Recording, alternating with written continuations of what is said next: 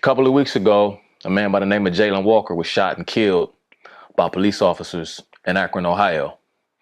They say upwards of 90 shots were fired. And so it made me think, as you would expect, there's a lot of outrage within the so-called Black community.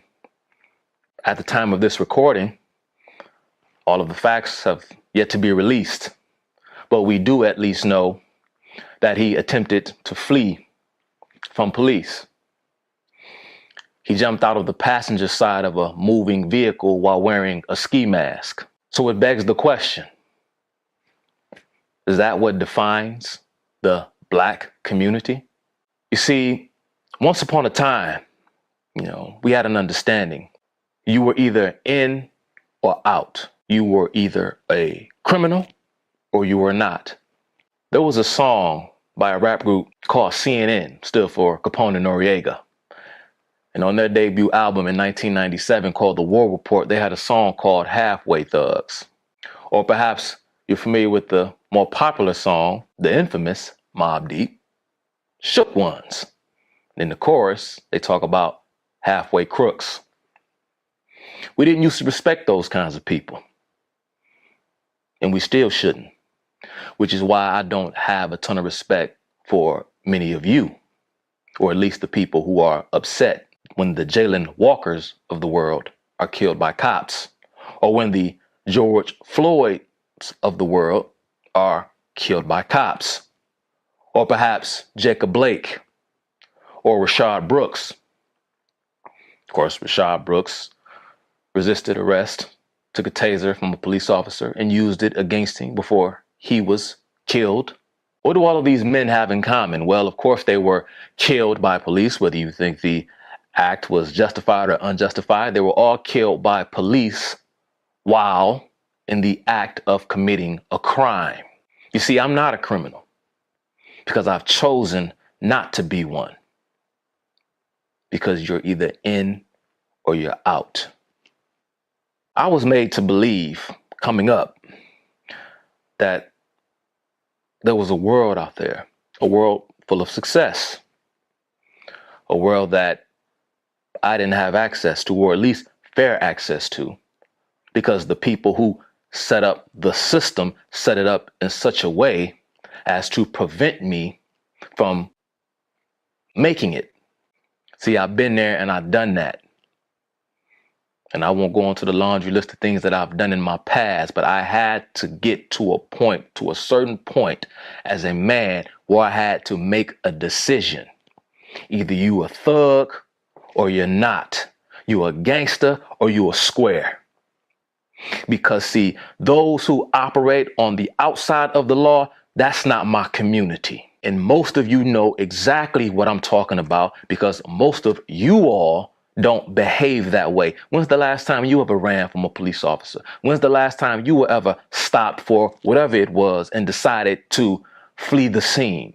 How many of you have ever attempted to knowingly pass a counterfeit bill only to then resist arrest for 30 minutes before being placed on the ground and having a knee put into your back?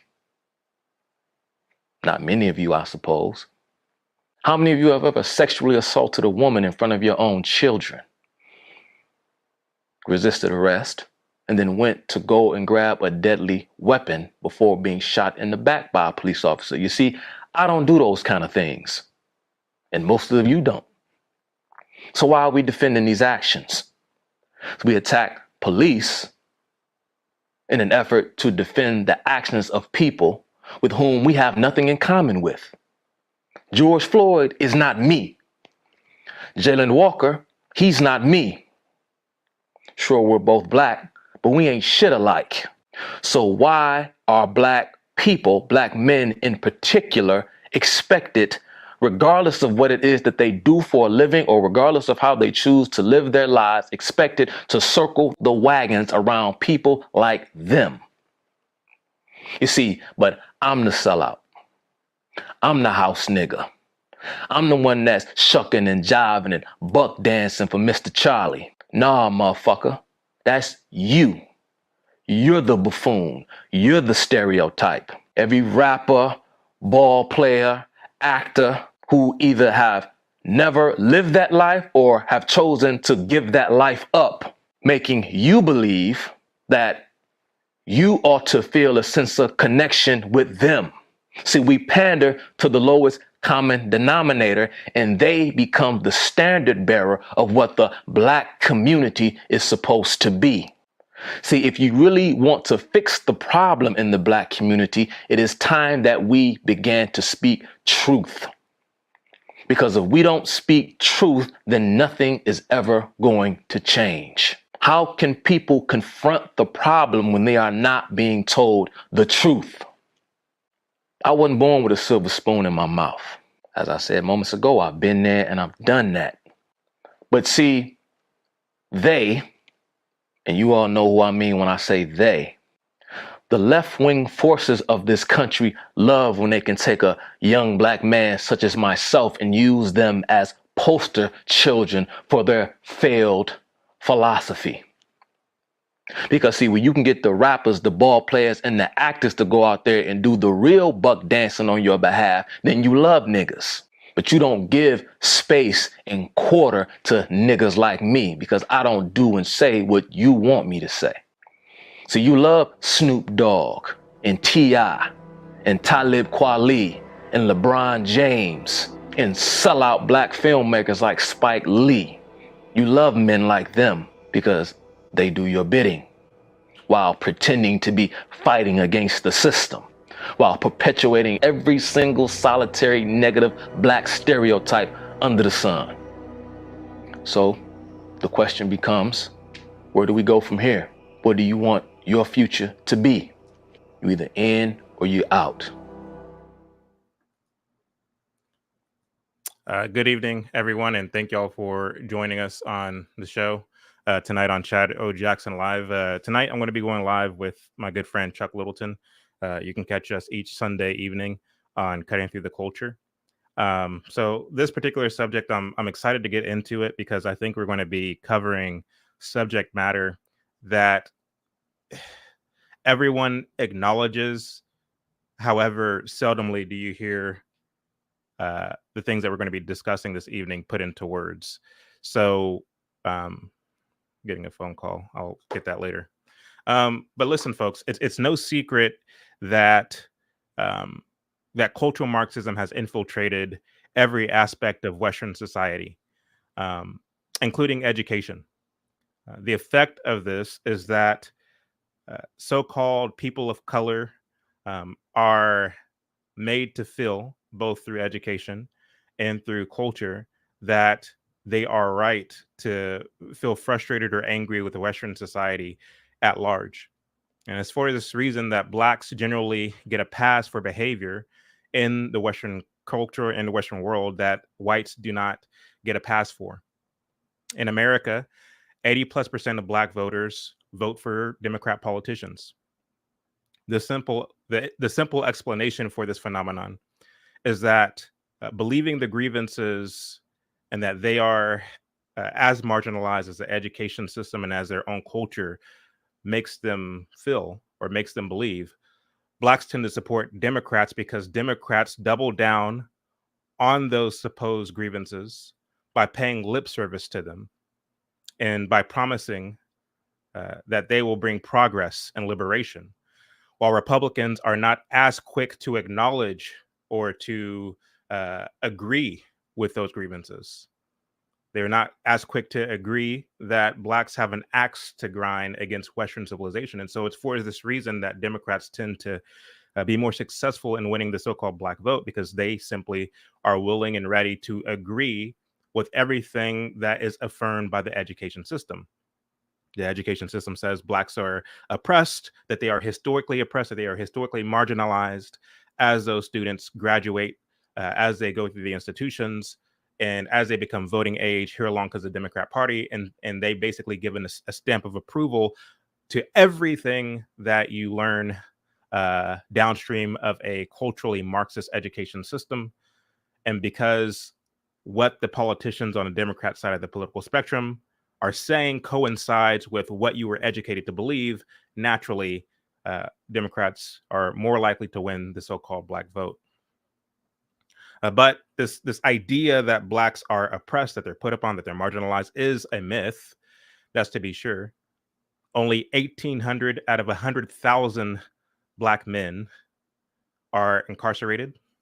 The overwhelming majority of black folks live in the middle class or make above poverty. And blacks are among the top consumers of name brands. So with all this being, with these facts being what they are, what, apart from education and cultural conditioning, is a good explanation for why many blacks feel that they are marginalized? And apart, so basically that's my question. If it's true that blacks make up the top consumers of name brand products, if it's true that the overwhelming majority of blacks are situated in the middle class, if it is true that only 1,800 out of 100,000 black men are incarcerated, if it is true that most black folks are well-to-do, what then, apart from the education system, what then, apart from cultural conditioning, is a good explanation for why blacks feel that they are victims, why blacks feel that they are oppressed, why blacks feel that they are part of a struggle that transcends the ages? Why is that?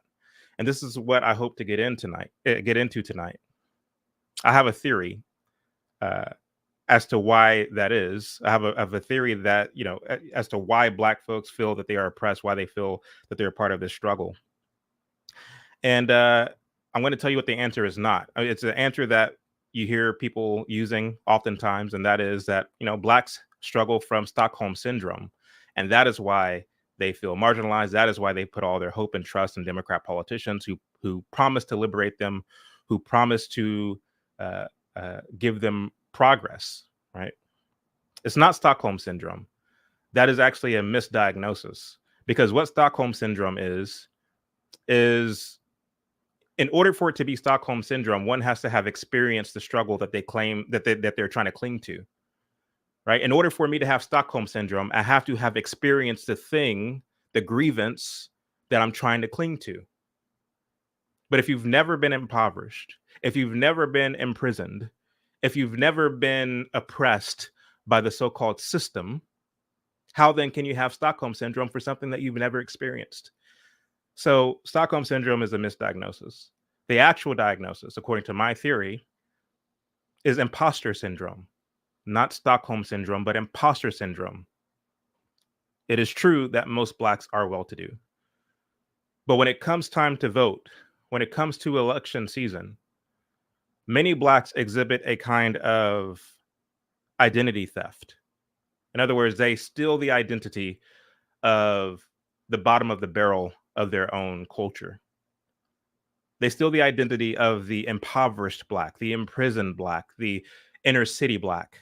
Again, most blacks are well-to-do, but conveniently, they identify with the lowest common denominator. They make the grievances of the lowest common denominator their own, and it is through that lens that they vote. It is with that kind of identity that they vote, cutting their noses to spite their own faces. And the reality is, the best bet for real success in America is a meritocracy, deregulation, getting the government out of the way, not taxing you out the wazoo to pay for people who are not interested in working. It is to the extent that you have deregulation, it is to the extent that you get the government out of the way as much as possible, that you are more prone to success. But most blacks, identifying with their lowest common denominator, fall for, time and again, the rhetoric, the sentiments, the propaganda of the so-called liberator, i.e., the politician who claims to come and offer liberation, offer rest, offer utopia for those of us who are marginalized, those of us who are put upon. And so I hope to get into that tonight. We have a really good show ahead of us. I'm going to end my monologue there, and I'm going to go ahead and bring up Mr. Chuck Littleton. Chuck, how are you this evening? I'm doing all right, Chad. I'm doing all right, man. Your camera's a little bit blurry, just so you know. I don't know if it's, probably isn't bothering anyone. It's surely not bothering me, but, being the perfectionist that you are, I just wanted to make you aware. You're coming in a little bit scrambled, a little bit blurry, but it's nothing that we can't push through. I don't know if anybody else sees it, but I do. Anyway. Yeah, that's strange. On my end, I'm coming through clear. So okay. I wonder what that's all about. How's the audio, though? We keep it more. Audio's great. Audio's great. Yeah, on my end, I'm coming through crystal clear. So I don't know what's going on with that. All right. Go ahead. All right. Yeah, I'm sorry, man. I came in a little bit late, so I came in like midway through your opening statement. But yeah, well, why well-to-do blacks play the victim? Yeah, I know you called it imposter syndrome. I just caught that part. I guess the question is like, what brought about this kind of, this syndrome that you just described? I know when we spoke privately, I know that you said that we would probably be commenting on some statement. I don't know if these were recent statements or if these were old statements made by Tavis Smiley. Surely looking forward to getting into that, but certainly I think the civil rights era, the civil rights rhetoric, the rhetoric of the 60s. And of course, I think that things were festering long before that. I think the 60s are what brought everything to a head. I think that was sort of like the boiling point. But I think what it's difficult because, like you said, you made a great point talking about the examples of what we would typically refer to as success that many Black people enjoy. So it's kind of difficult. I don't want to say that the 60s destroyed the Black community such as it is, but the 60s certainly did mark a sea change in terms of the mentality of Blacks as a whole. I mentioned Sunday, I referred to some of Karl Marx and Friedrich Engels, their literature, and the whole idea and conception of class that they had. And Marx would say that in order for a class to have at least legitimacy, or for one to be able to identify any said class, that class must have an outside antagonist. And so if there is no enemy, then there is no class. And so Blacks have been turned against the wider society at the hands of a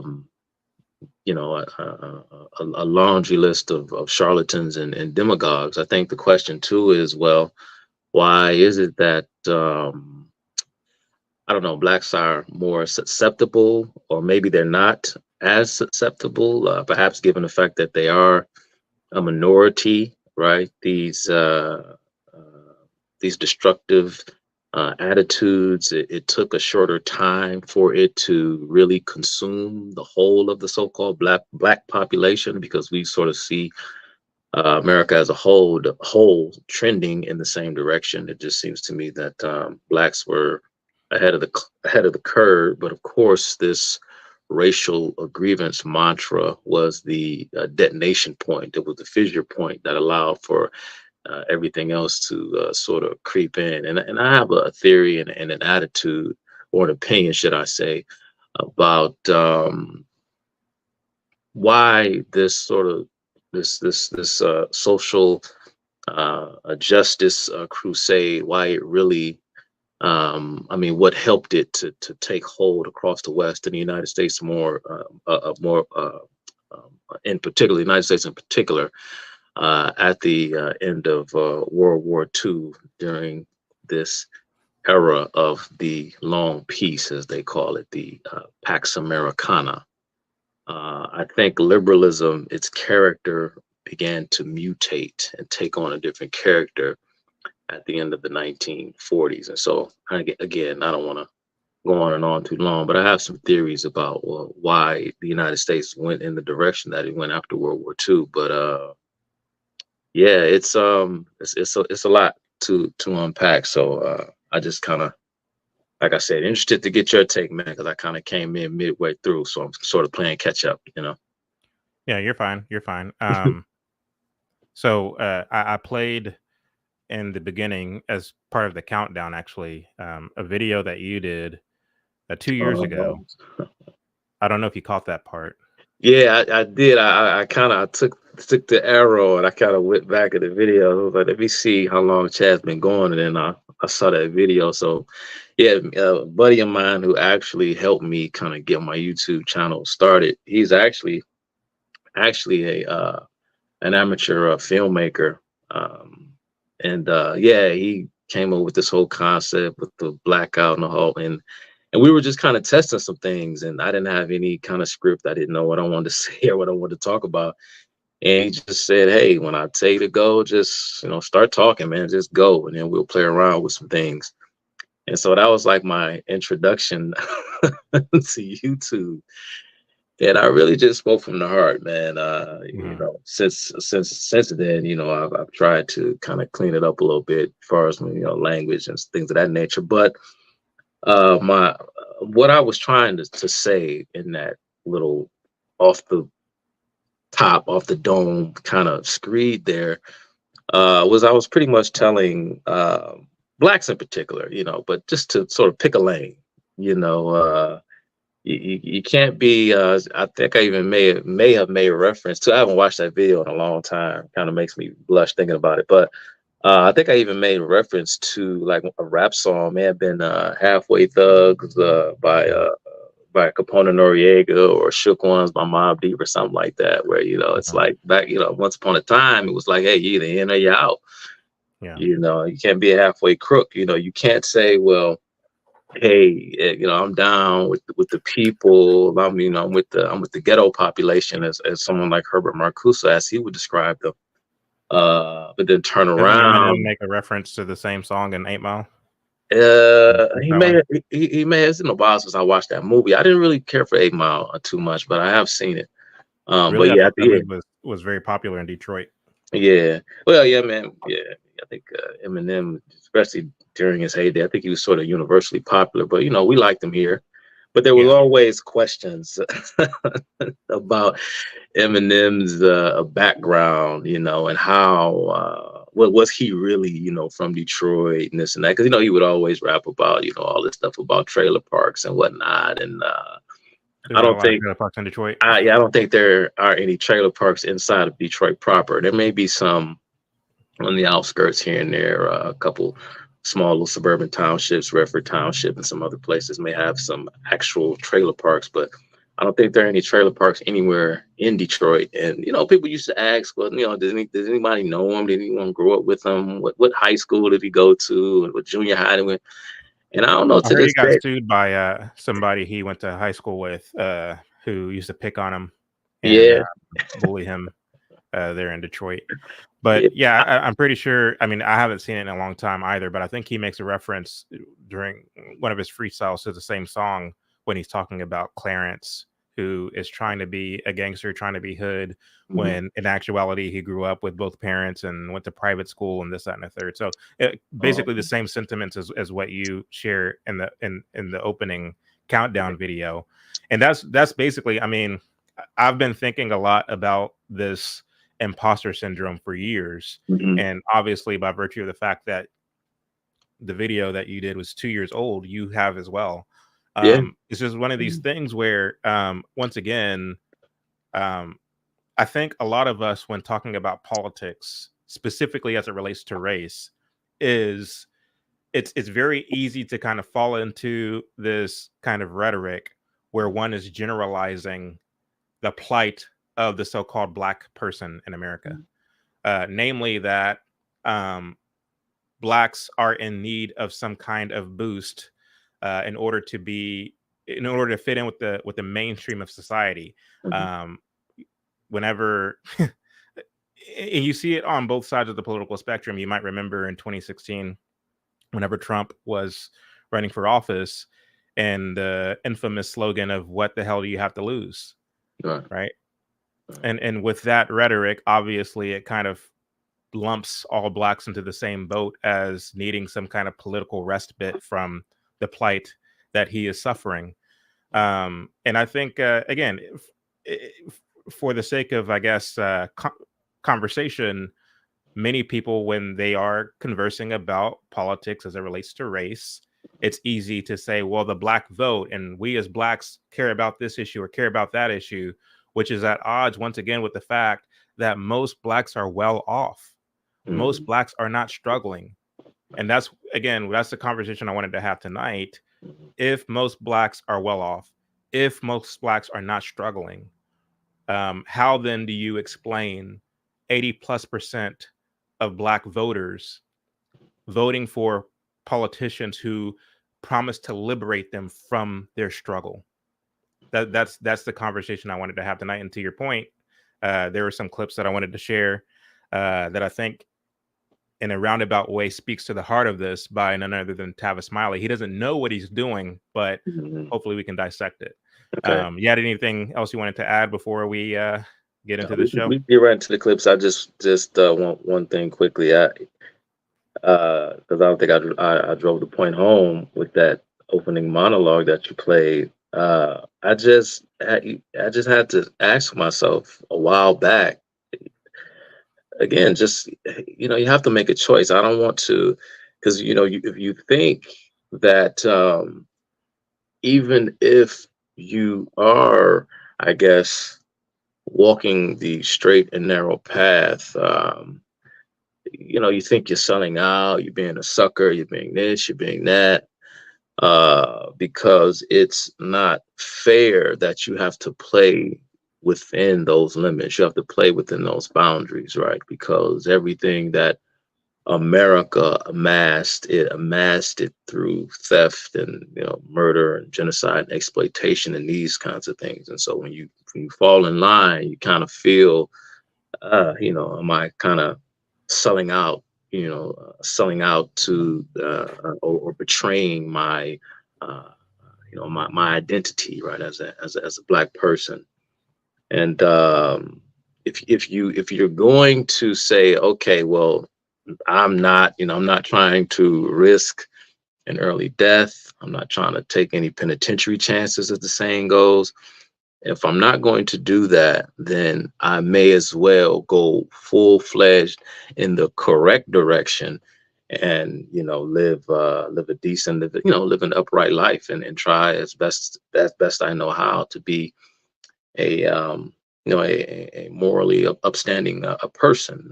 It didn't make any sense to me to kind of straddle, even those who are on the outskirts. I don't think they have any respect for people who like to sort of play that game. And so I just feel like, man, enough is enough. If you're going to do that, if you're going to celebrate that, and you're going to, okay, well then go ahead then and see where that gets you. But see, most Black folk, they don't want to deal with those consequences, but Mhm. they like to put on the garb. They like to, project, they like to play this role. And so I just found it very strange. But anyway, but we can go ahead and get to the clips. Just wanted to reiterate that if I wasn't clear. Actually like to think of Right. myself as a social justice conservative, which tends to just confuse people. Yeah, But I'm if sure. we- I if we can had- see why. But if we had time, I would unpack it for you, right? Yeah. When I meet Black people who grew up more or less sort of kind of the way I did, and they say racism isn't really a problem in America anymore, but we keep reinventing it through this race industry, I have some sympathy on the basis of the fact that I personally can identify in myself a Black experience for whom that's sort of largely true. Okay. But that's not true for brother living down the street and so forth. For them, American history goes from slavery to Jim Crow to the assassinations of black leadership in the 60s to mass incarceration to a life where my wife, who grew up in the Jordan Downs projects, her earliest memory of American life, was Rodney King being beaten and having to lay on the floor, in the midst of gunshots and fires and sirens, of a woman who's seen more death in her life in the projects than many people serving in Iraq and Afghanistan. And she got out, but for people who are still in that environment in 2022, across this whole arc of American history, I ask people, I say, when does the American dream ever show up for disproportionately many African Americans? By the way, is my camera clearer now? Yep. Okay. Yep. When does the American dream show up for many Black Americans? I forget exactly how he phrased it, but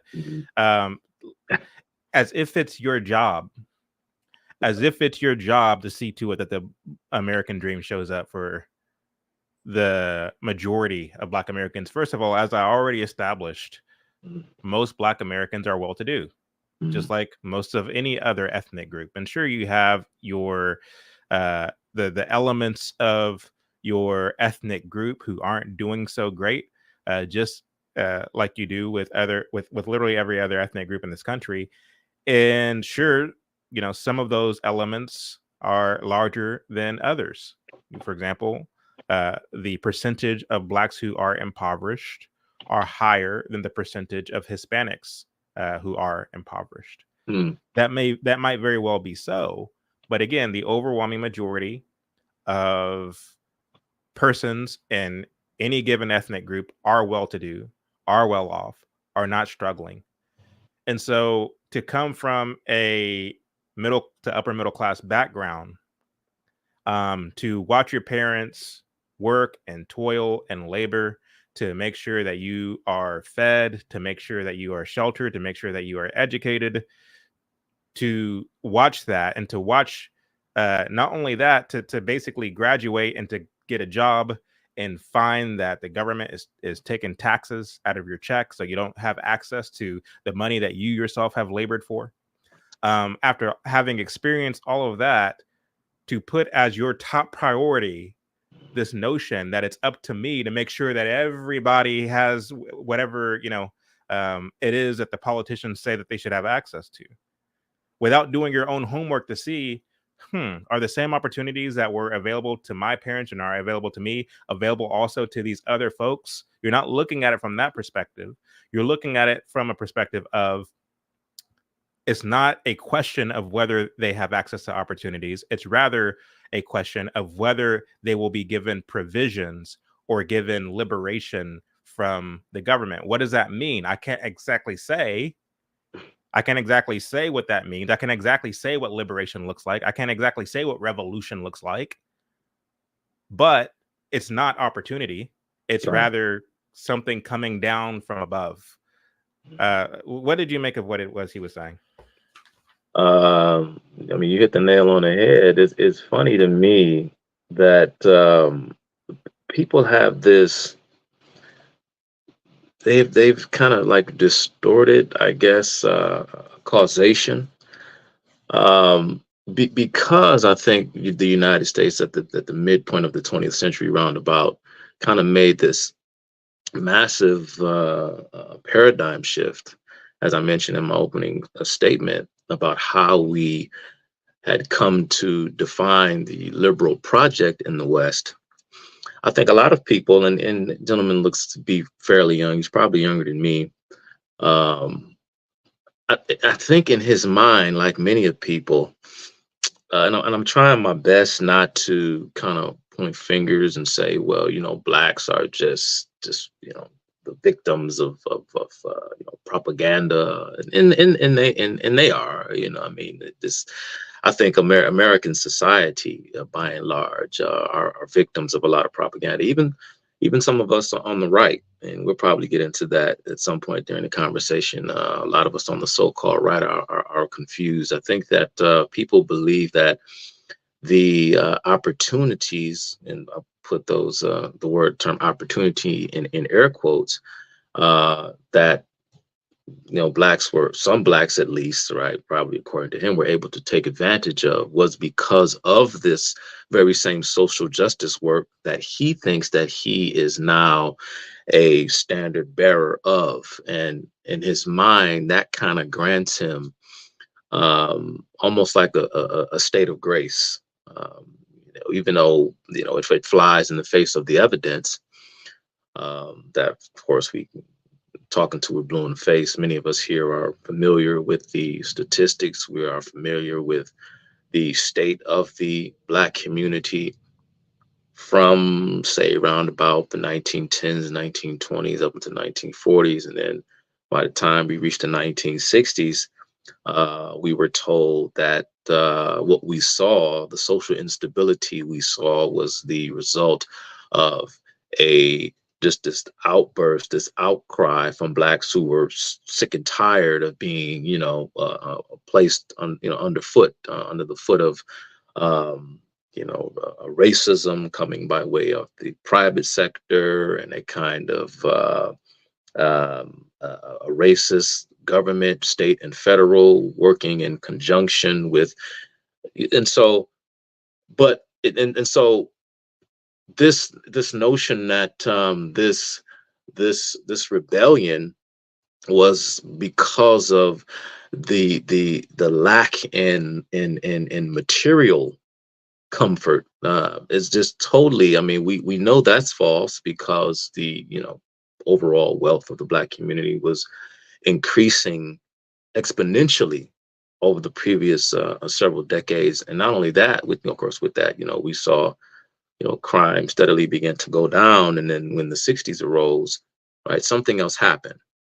And so I think the guy in the video, right, he believes that whatever success that his family was able to find was a result, again, of this social justice work. I think that's the term he used, or something like that, something to that effect. And so it has become his responsibility to continue in this tradition, because it is to the extent that I guess we haven't reached some arbitrarily defined conclusion that everyone isn't sort of sharing in the spoils, and that has essentially become his mission. And so I think the question is very, very, very deep. It's very complicated. I think the decline in the importance and the centrality of the church, right? This decline in religiosity amongst of many Americans, because of course this whole social justice movement has become a secular faith. And of course, it's a secular faith that has, by and large, taken over the church, taken over the so-called Black church in particular.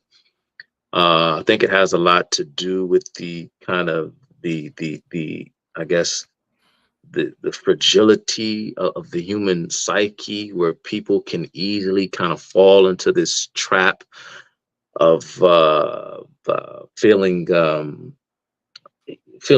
sort of like in need of purpose. Yeah. And so I think there's a lot going. I think there's a lot going on. I know I've been going for a while, but I think I wanted to bring something to your attention, Chad, because I brought this up earlier. I mean, not earlier. I brought it up a while ago, and I couldn't remember exactly the details of it. I brought up this speech to you before. It was a speech that Lincoln had made, and to me, of course, people remember the Gettysburg and his second inaugural shortly before he was assassinated. I think are probably arguably his two most famous speeches. But to me, this address here is probably Lincoln's most Lincoln at his best, right? In my opinion, this is referred to as Abraham Lincoln's Lyceum address. Just to give a little bit of background, he made this address in 1838.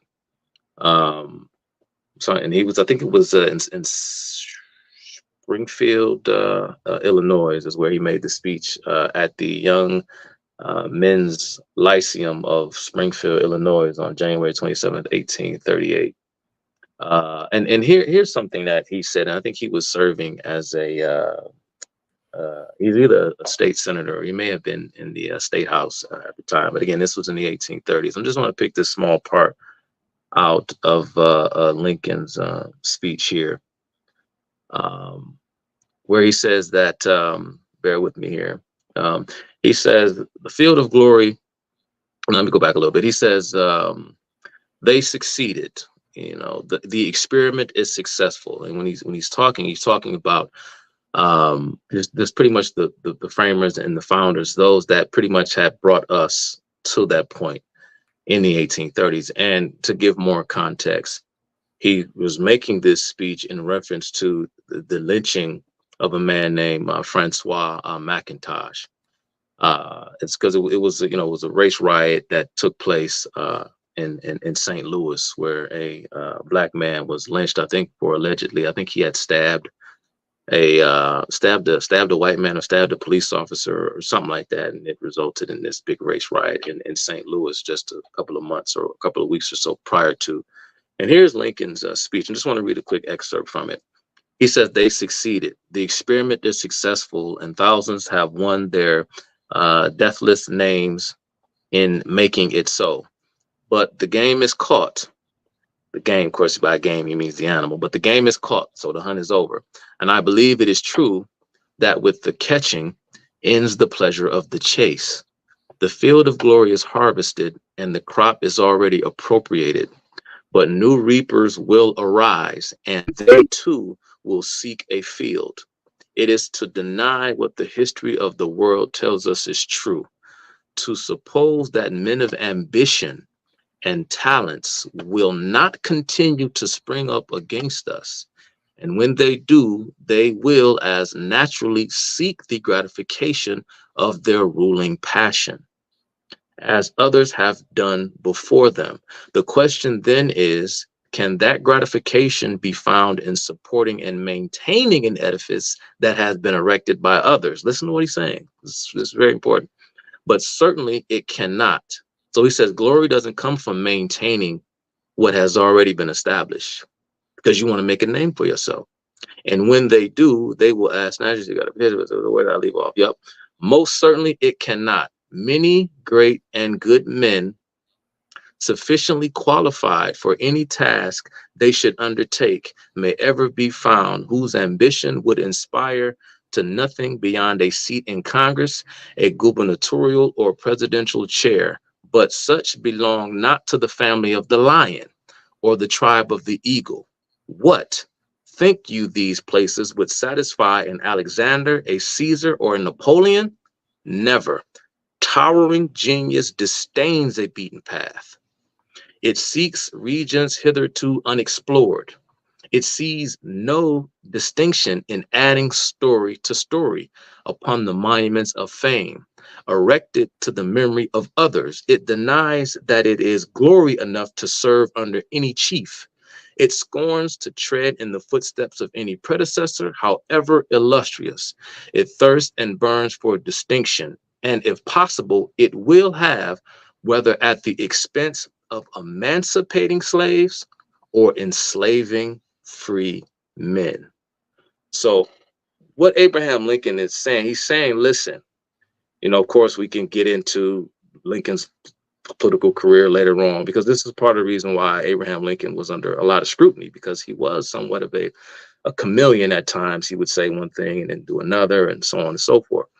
But but listen to what he's saying is key. He's saying that we must always be weary of men of ambition, because people oftentimes do not like to walk the beaten path, because to them that is not glorious enough. And what he's in, but see, true morality, or to exercise true morality, one has to do so when, of course, the audience is not privy to, right? It goes back to that old question, a cliche, well, what do you do when no one's watching? What do you do when no one's around? But Abraham Lincoln is saying it doesn't matter how ideal the cause is. An ambitious person may very well tear down all that we have built, even if he's doing so in the name of something that we all believe is morally ideal, preferable, and just, because there's a process to it all.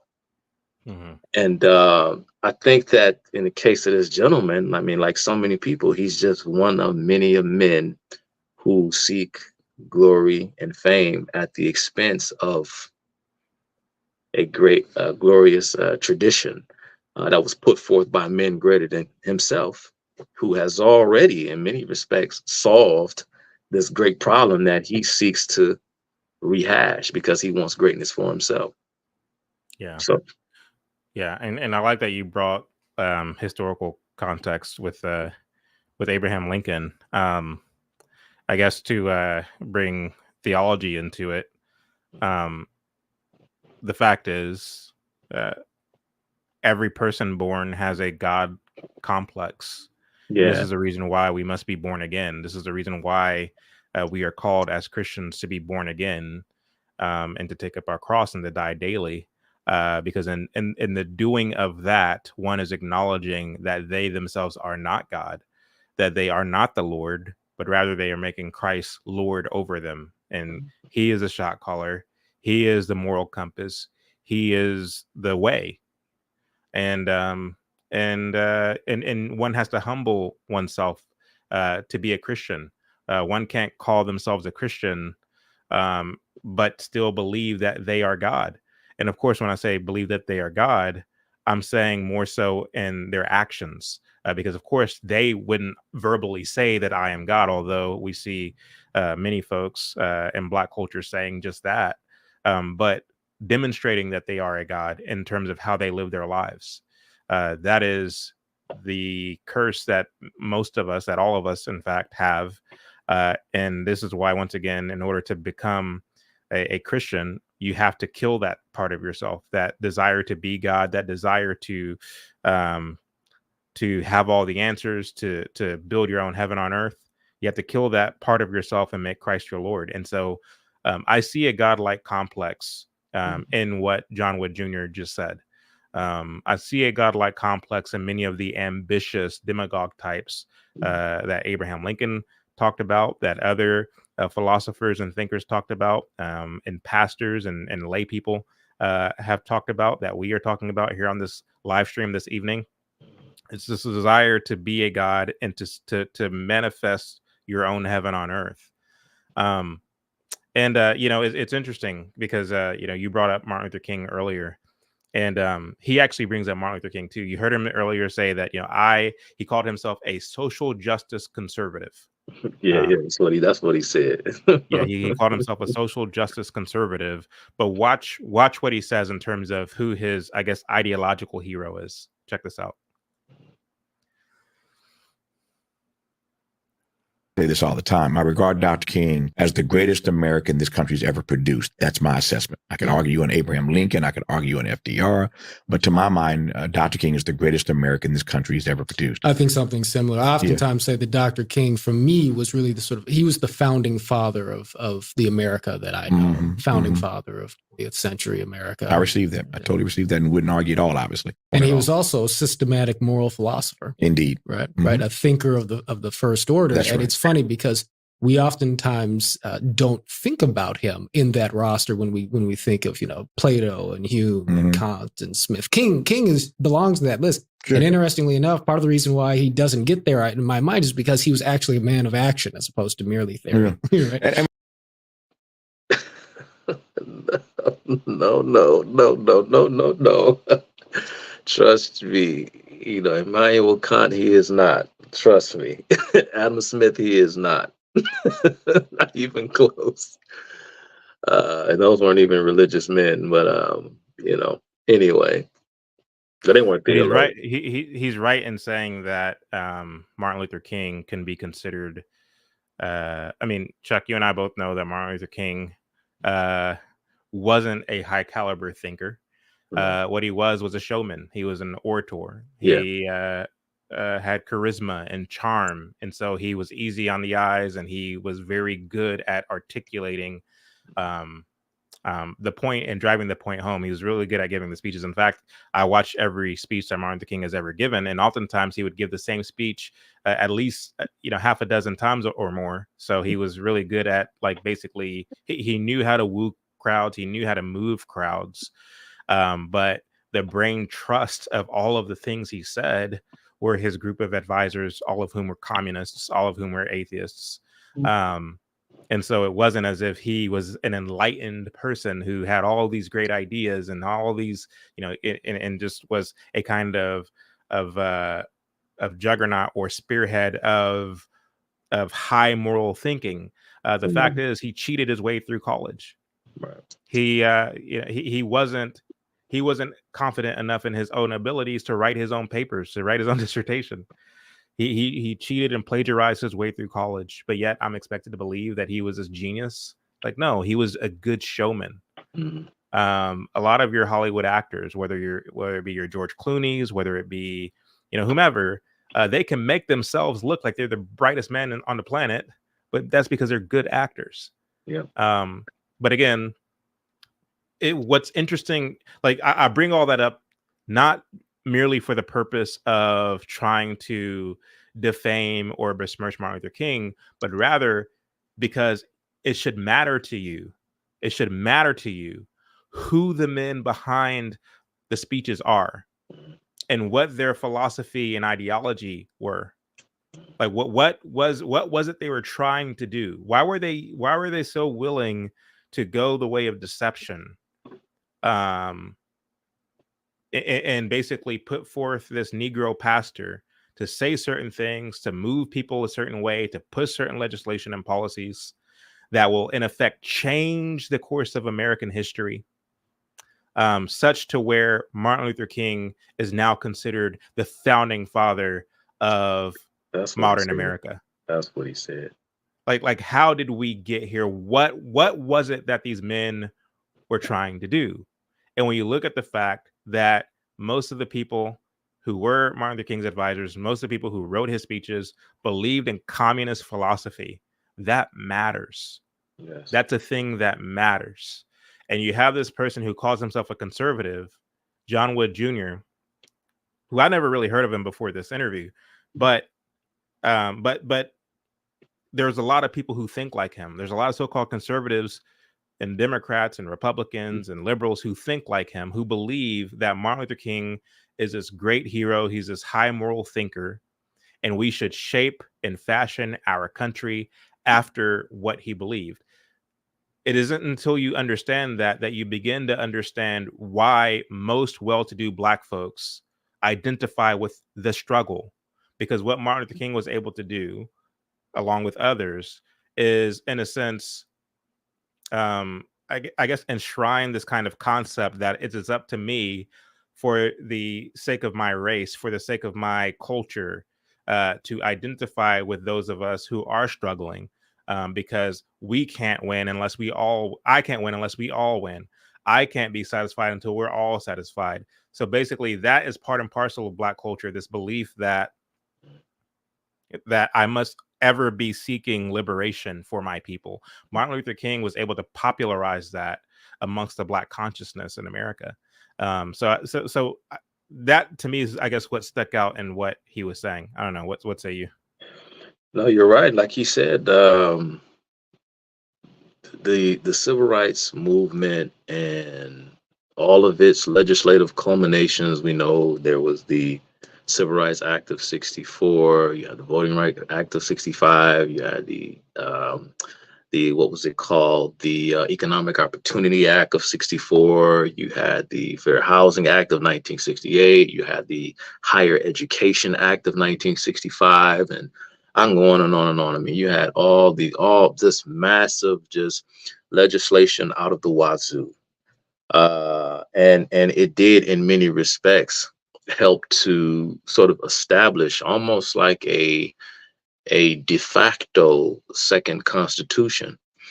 And I think that the United States has paid a heavy price since then, because the entire emphasis, it was a whole scale shift in terms of just what this country was all about. Not just what this country was all about, but just what the whole concept of human nature, right? The very principle of natural law, and what, Immanuel Kant referred to as the categorical imperative. I'm sure that the gentleman there, he's probably never even, I'm kind of taken aback by that, because he's probably never even read Kant and Hume, but he knows their names, so he can throw them around, makes them sound a little bit authoritative, because you surely wouldn't compare MLK to those men. Anyway, I want to backtrack. But this whole idea, when you talk about civil rights, or what are the rights of the citizen, of course, civil rights are rights that are derived from the state. Natural rights are something different. Now, perhaps civil rights and natural rights can coincidentally be the same. But again, when you're talking about rights or civil rights, or the rights of the civis, you're talking about the rights of the citizen. And so a lot changed. And it's funny, because he's saying that he considers himself to be a social justice conservative. And I know people may conflate, I guess, Republican Party politics with conservatism.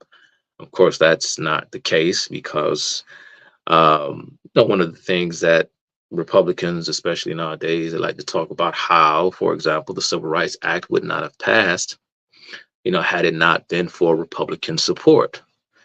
And so the Democrat Party was the party of racism, and the Democrat Party was the party of Jim Crow, and so on and so forth. But if you want to make the argument that, well, you had all of these racist Democrat segregationists in the South who were opposed to segregation simply because they didn't like Black people, I don't know if that tells the entire story. I don't know if that really explains what was really going on at the time, because you had a lot of serious people, and perhaps the majority of them were these, racist, Democrat segregationists that we are told were these evil men. Perhaps a greater percentage of them had a point, or had the right idea when it came to their concern over the sanctity of certain aspects of the Bill of Rights, particularly the First Amendment and the right to assembly, which we kind of also refer to as the right to association, right? The right to associate with whomever you please. Private property freedom rights, of association. yes, right, and private property rights, and these sorts of things. And now we've seen just the huge boom from the 1960s through the 1970s. Nixon would kind of peel back some of those measures that were implemented during the days of Lyndon B. Johnson. But nevertheless, what came out of the civil rights movement was like this Herculean sort of like political and legal kind of federalized police state, where it took the tradition of jurisprudence throughout the West and turned it on its ear, where now the burden of proof was shifted to the side of the accused as opposed to the accuser. And so now you have to take these preemptive measures so as to avoid the prying eyes of the community activists and the NAACP types, and it's just on and on and on, so as not to give the impression that you are going against the current of this kind of massive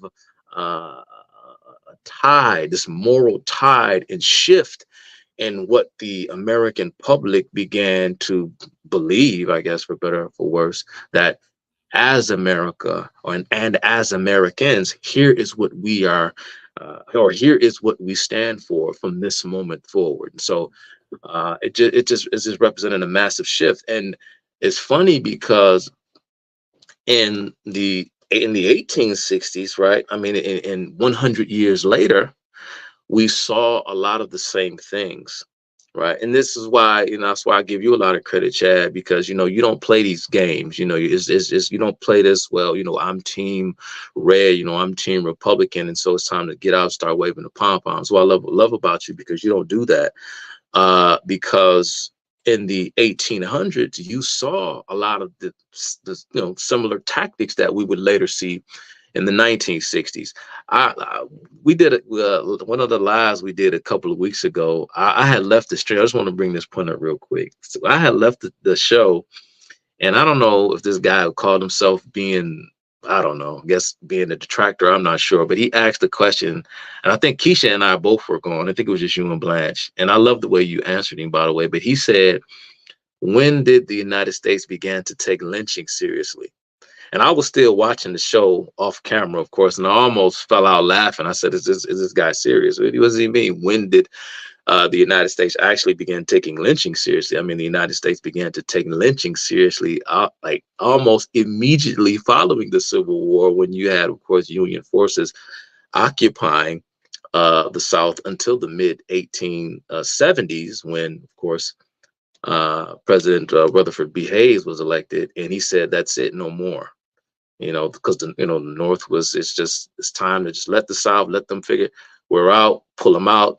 But prior to, under President Grant, you had thousands of Klansmen rounded up at the command of Ulysses S. Grant shortly after the Civil War. So you had all sorts of measures that were taken, all kinds of, and I bring all of that up to remind folks that there was a Civil Rights Act of 1866 that Democrat, of course, Andrew Johnson vetoed because he thought it was federal overreach, because the language was so bland. What exactly is meant? Because if you actually read the language of the Civil Rights Act of 1866, you can hear this talk of economic equality. You can hear the tinge, not just the tinge, but the overt social justice language in that piece of legislation. And Andrew Johnson said, "No, we're not going that far." And of course, he was eventually, the bill was, it was, or they overrode his veto. So it's the point that I'm trying to make.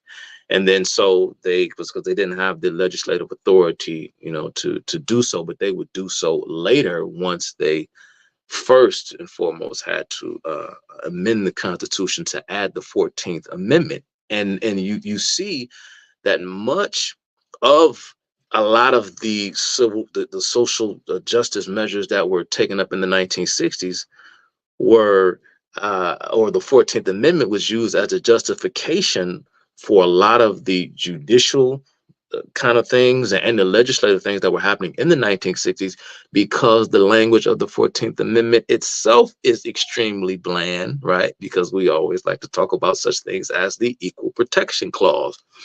What is that? And what is meant by that? And so you've had a lot of folks who kind of, right, inferred and put meaning into the 14th Amendment that wasn't there. And I think it had a lot to do with the fact that the 14th Amendment was written very vague terms, quite deliberately, so as to give the reformers of the time, which were by and large the Republicans, to give them the pretense that they needed in order to fix the South.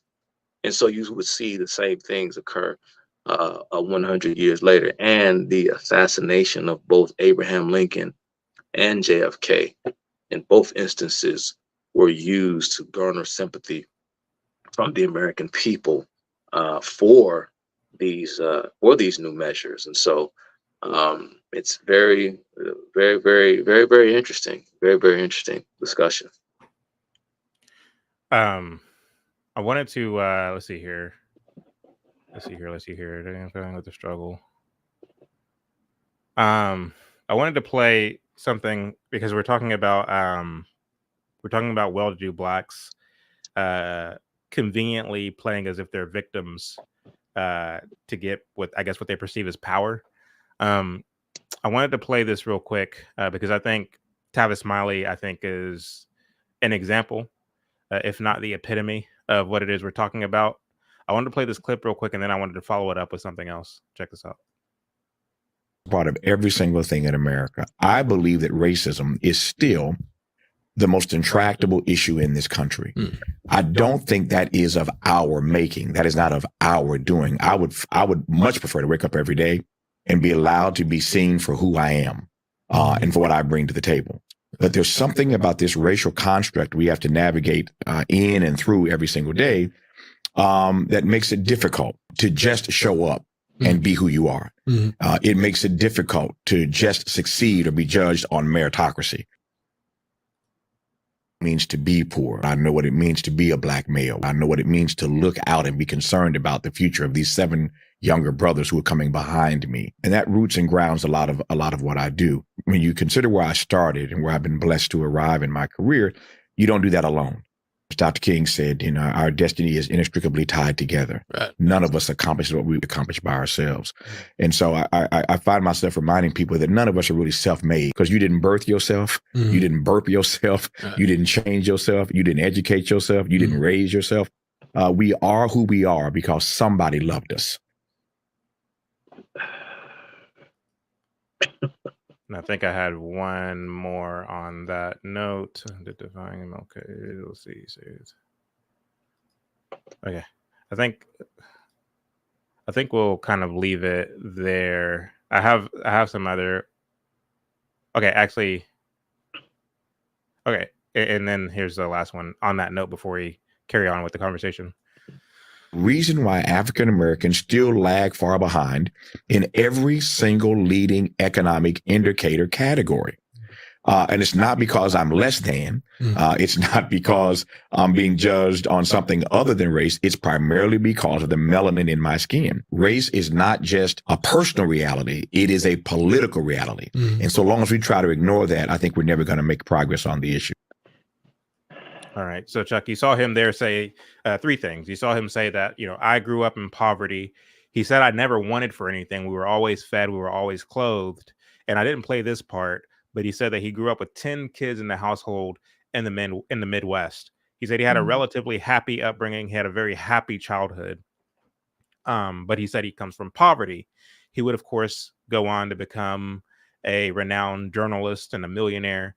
But he says that even though I've accomplished a great deal of wealth, I'm not self-made. There was somebody who loved me, and that's why I am where I am. So he's basically borrowing this kind of Cornel West-esque language, because of course Cornel West is always talking about love, and you hear because of somebody loved me because of my vacation Bible school teacher and my mama and my daddy, and they love me, and that's why I'm here. Like he uses this kind of like it takes a village kind of rhetoric. We saw Cornel West use it. We see him using this rhetoric time and again. You saw Martin Luther King using this kind of rhetoric. The idea, and you saw, Barack Hussein Obama using the same rhetoric. If you have a business you didn't build, that somebody else did. It's the worker. It's the person who works in the mailroom. It's the person who sweeps the floors. They're the reason why you have your business. It's this idea of you're not a self-made person. You're not someone who should be proud of your accomplishments. It takes a village. It takes a collective to get to where you are. Therefore, if you carry on the rhetoric or the sentiments of what it is you're trying to communicate, you'll arrive at. Therefore, there should be no such thing as billionaires and millionaires. You'll arrive at. There should be no such thing as CEOs. You will arrive at. Every company should have a union. Where the collective, the so-called working class, the so-called proletariat are the ones who are calling the shot in a democratic way, as opposed to having a board of advisors or a board of trustees or a board of investors or a president of a company or a CEO of the company calling the shots. That's what you arrive at ultimately when you start with this rhetoric that Tavis Smiley is using. It is, in a sense, to kind of kill that entrepreneurial spirit that made America great to begin with. So what I see as it relates to Black culture, and you can tell me if I'm wrong or if you agree or disagree, or if you can add on to what I'm saying here. When you look at Black culture in America, Black culture has by and large adopted this sentiment, adopted this mentality, at least when it comes to voting, at least when it comes to the kind of body politic of Black America. That is moving as a collective, moving as a as an oppressed group, or so they think, that needs to support leaders, politicians, candidates who are promising them liberation, who are promising them reprieve from their so-called grievances. Feel free to add to that or to correct me where I'm wrong. No, you're right. And I think that this is sort of what makes the United States unique. When we talk about the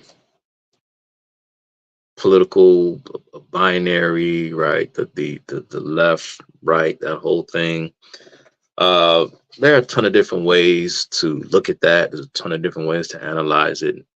In many respects, when you look at the old world, as they call it, right, that's sort of like, if you can kind of follow my analogy, that would be like, I guess, the conservative kind of side of things, if you will. And I think when I say that because the entire liberal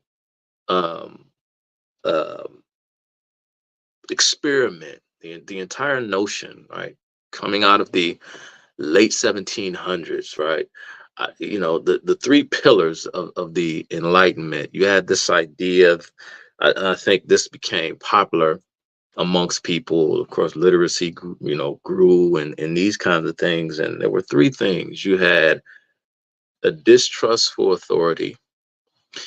You had an impetus placed on one's individual conscience as opposed to relying upon the authority of the church and the state.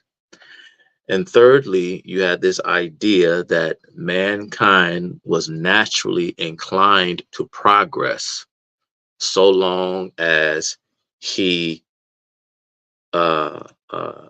escaped or avoided the trappings of superstition. And so those were kind of like the three things. And I think, and that's when I think of when people say classical liberalism. I think this is kind of like the whole idea.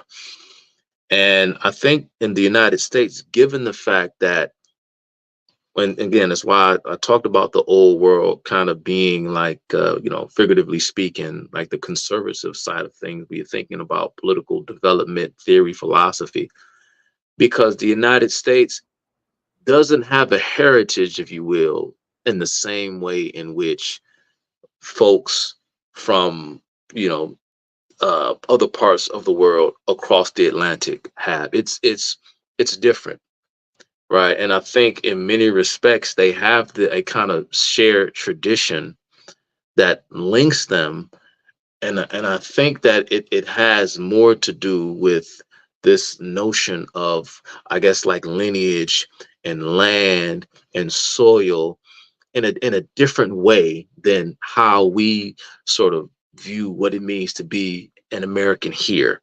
I forgot who said it. One may have been Reagan. I don't remember who said it, but anyone can come to the United States, right, and become an American so long as they adopt our thinking, adopt our way of life, right, believe in the principles that went into the founding of this country. You too can be an American. But it's like, if I myself go over to France or Germany or England, and no matter how long I live there, I can learn the language, I can learn the ways of the people, local customs, and so forth, so on and so forth.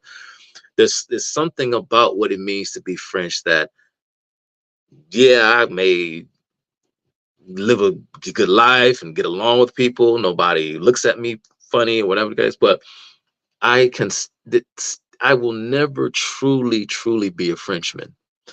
And so what does it mean to be an American, and what exactly is it that sort of like defines our heritage? And I think the Constitution is sort of like the key, the linchpin that holds everything together. That particular document sort of like defines our heritage as Americans. And so I think the United States is the embodiment of this cosmopolitan ideal that sought to find a kind of common bond amongst all human beings, because um, it doesn't you don't have to be a descendant of a particular person or the member of a certain race or ethnic group, religious group, and so on and so forth, to claim hold to that heritage, that constitutional heritage. The only thing that you have to do is believe in it and accept it and pledge allegiance to it, and you too can become part of this cosmopolitan family. And in some respects, I it's a very ambitious project. I don't know if it could ever sustain itself for long. And I don't mean to be like completely just pessimistic and say, what the heck, whatever. But I think that there is perhaps this kind of I call it pre-civilizationalism. That's kind of term I borrowed from Victor Davis Hanson, this idea of kind of man returning to a state of nature as opposed to being existing within a state of civilization. And I think that blacks kind of fall victim to this because they see their allegiance to their race as being primary, as opposed to their allegiance to this cosmopolitan ideal that all human beings can share in this unique and exclusive heritage that sort of makes us all American. And I think there's a certain kind of intellectual development, if you will, that one has to be privy to in order to kind of accept this lofty ideal. Because I don't think that that's a kind of natural thing that most people will just automatically cling to. I don't know if that's necessarily the case, and we've seen how that has in fact failed, because no matter how much you attempt to show people that, hey, our way is a better way, there are some people who just, for better or for worse, and for whatever reason, just don't want to be like you. They just don't want to live like you. And I think that for many folks who believed in the liberal promise, I think this sort of came as a shock over the last century or so, that yeah, America, we can brag about it. We can talk about how great freedom and liberty is and this and that. And some people, they just don't care. They don't understand it. They probably never will understand it. And they have their way, and their way is their way. And I think blacks here in the United States, I don't know, this whole this attitude, this idea of race, as over civilization, tribalism over civilization. I don't Well, I know. think you said it. I think you kind of hit the nail on the head Yeah. in the opening video that we played of yours from 2 years ago. You kind of touched on the fact that for a lot of Black Americans, it's part of Black culture to fit in with what one believes is the Black struggle or the Black experience or Black identity, even though you may have come from a place of relative privilege, as most Blacks do. In order to fit in, you have to, in a sense, pretend that you're from the streets, that you're from, that you are as hip as Black culture pretends to be in the public square, that you are as rough around the edges as Black culture pretends to be in the public square. This, that, and a third. And so that, like, Blackness is a brand. Blackness is a trend that never dies. And it's for that reason that most Black folks, conveniently kind of shift in and out of that brand or of that trend when they feel it is expedient for them. Yeah. And it's the weirdest thing, but again, I think that there's more pride in that identity. There's more pride in that image, to your point, than in one's nation, Yeah. than in one's country. Yeah. And it's interesting because you don't see Black Americans who have, I guess, national pride Right. like you do with Black Jamaicans, Black Cubans, as you do with Mexicans who live here, or people of Mexican heritage. Just yesterday, I was walking through Target and I saw at least 2 Hispanic people. One of which had their phone case had the Mexican flag. They had a Mexican flag phone case. Another one had a shirt that had a huge Mexican flag print on it. You don't really see a lot of Black Americans adorning the American flag, or you don't see them putting the American flag in their emoji unless they're super MAGA. And so there's this shame of what it means to be American, and you see that not only with Black young folks, but you see that with white young folks in particular as well, living in this kind of Zen esque society. What I mean by that is, of course, this kind of Howard Zen take as it relates to American history, namely that America is full. America's past is very spotted. It's full of atrocities against so-called marginalized people, Blacks, women, Indians, such and so forth. And so because of that, America isn't something to be proud of. Rather, it's something to be ashamed of. And if you are white, you had better not show that you are proud of your country, because by doing so, you are agreeing with the atrocities of the past. And if you're Black, you have no reason to be proud of your country, because America has historically marginalized you and oppressed you. And that goes back to my opening statements where I said, because of education on the one hand, downstream of this kind of cultural Marxist overhaul, downstream of this kind of Howard Zen curriculum, if you will. So the education piece on the one hand, and then the cultural piece on the other hand, that's downstream of the civil rights movement and all the rhetoric and sentiments that came along with that, where we learn to, again, identify ourselves more with grievance than with being about our business. When you have those two factors, and of course more, you saw the popularization and the trendiness of the Black militant movement in the 70s, where they made being a Black Panther look cool, where you have the music and the entertainment that went along with kind of attaching this kind of soundtrack to the movement, songs that you can remember, songs that you can relate to a struggle, relate to an era, relate to a time of struggle and resistance. There's all of these components working in concert to, in a sense, shape this kind of Black image that is altogether anti-America. And so it begins to make sense as to why so many Black Americans, even though they are well off, are more prone to identify with Blackness, identify with the struggle, than to identify with the country who they have been made to believe has historically oppressed them and is oppressing them even here now. They can't give you any examples of how they themselves are oppressed. You saw James Cone, I don't know where the book is, I have it around here somewhere, but even he, having grown up in Arkansas, right, during the so-called Jim Crow era, he even said in the first chapter of his book, My Soul Looks Back, that he didn't experience any racism in Bearden, Arkansas, Right. of all places, where his Black family were among the minority of Blacks who lived there. They saw white folks every day, said him, and he didn't experience any racism, but he still, when he would listen to,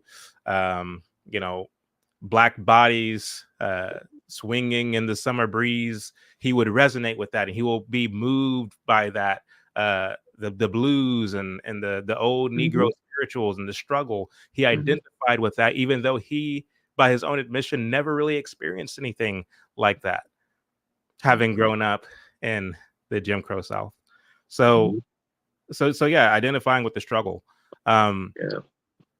I wanted you to take a look real, unless you wanted to finish your point. Yeah, just just to reply to what you said. It's just it's like this raising of a critical consciousness, and I hesitate to say it, but I mean, I don't know. I think human beings, just because of our fallen nature, I think that we are, naturally more inclined to this tribal type of mentality.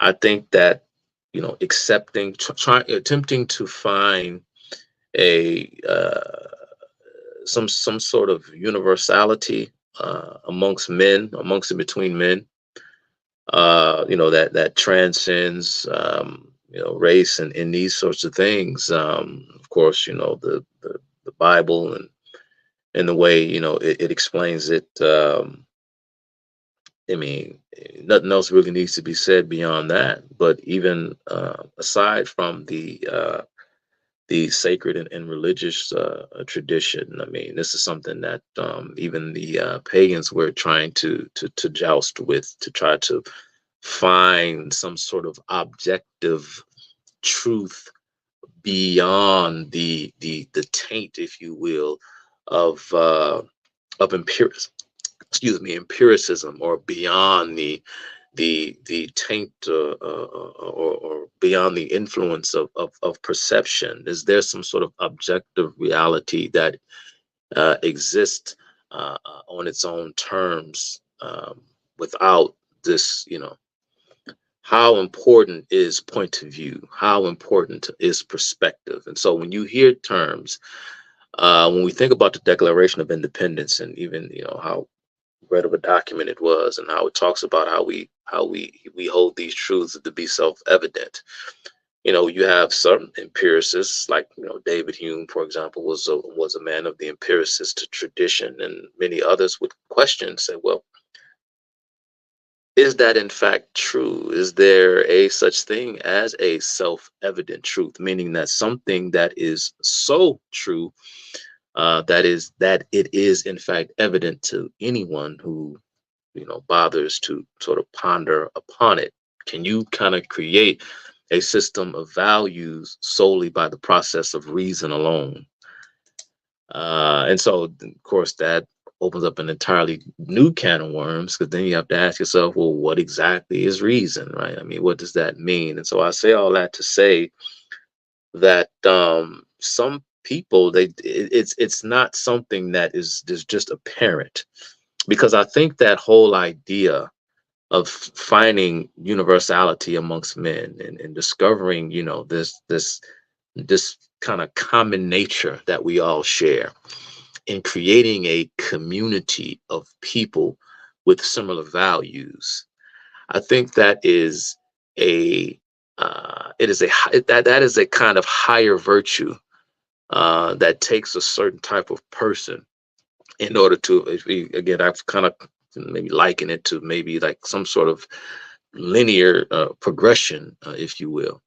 I think that is a higher virtue, but there's always that inherent quality within man that kind of makes him, because of our fallen nature, in a sense, it kind of makes us more prone to this kind of tribalism, and that is what, in fact, has defined man for the majority of his history.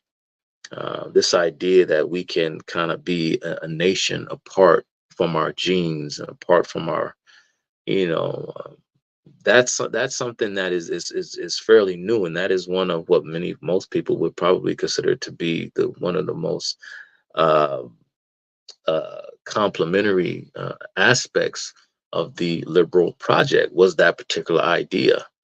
But I just don't. I think those that came before us, our antecedents that created this great society that contributed to it, I think they may have overestimated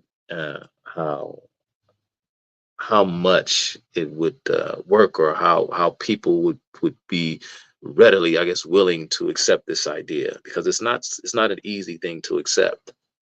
Assimilating and kind of giving up something that, whether perception of or reality that you believe is sort of uniquely defines who you are as a person. Being black is sort of like my identity. I'm not saying that they shouldn't give it up. Just because it's hard doesn't mean it shouldn't be done. But it's a hard thing to do, because I think assimilation, if you will, kind of brings upon this sense of existential dread for many black people. And I think that's a hard thing for them to get over. I think it's fascinating. I mean, what everything you just said kind of made me think of this, but I think it's fascinating how, whenever the early pioneers were settling, and the 13 colonies. You had the Dutch, who settled and at the time was known as New Amsterdam, which would later become New York. And then you had, I guess, more religious folks who were settling and the other colonies. And one of the things about the Dutch compared to the other settlers is that the Dutch weren't a particularly religious people. However, they were very opportunistic and very money driven. And what was unique about New Amsterdam is it was embracing of all peoples from all over the world. You had many languages being spoken in New Amsterdam, much the same as today in modern day New York. And I guess I think the only people they didn't accept early on were Jews, if I'm not mistaken. But the reason I bring that up is because, as we would later come to find, is the values and the principles that existed in then New Amsterdam, as it relates to America, would be the ones that that would survive well into the future, whereas the more religious components of the other colonies would either fade away over time or kind of become more of a shell of itself, if you will. That's a different story for a different day, but I don't know what you just said. It reminded me of that. Did you have any comments on that before we moved on? No, let's move on, because Okay. we'd be here too long. On that one point. So I got 2 more clips, and then we'll land the plane. So this one, let's see here. Check out what Tavis Smiley says about I guess his seeing someone like Martin Luther King as a hero, which again, this is pertinent to tonight's subject of playing the victim. Check this out. Most interested in trying to figure out, in conversation with people who would call themselves leaders, who would ask for my support on any number of issues and fronts. My fundamental question is, what is your relationship to the legacy of Martin King? Yes. That's my fundamental question. What is your relationship to the legacy of King?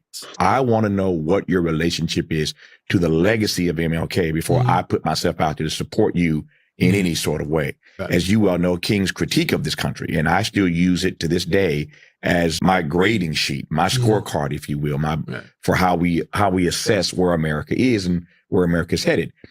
King's triple threat, as you'll recall, was racism, militarism, and poverty. How do you see those 3 issues in late modernity? Right. And how America is advancing or not advancing or regressing on those issues? I don't think you can have a conversation like the one we're having now without defining what love is.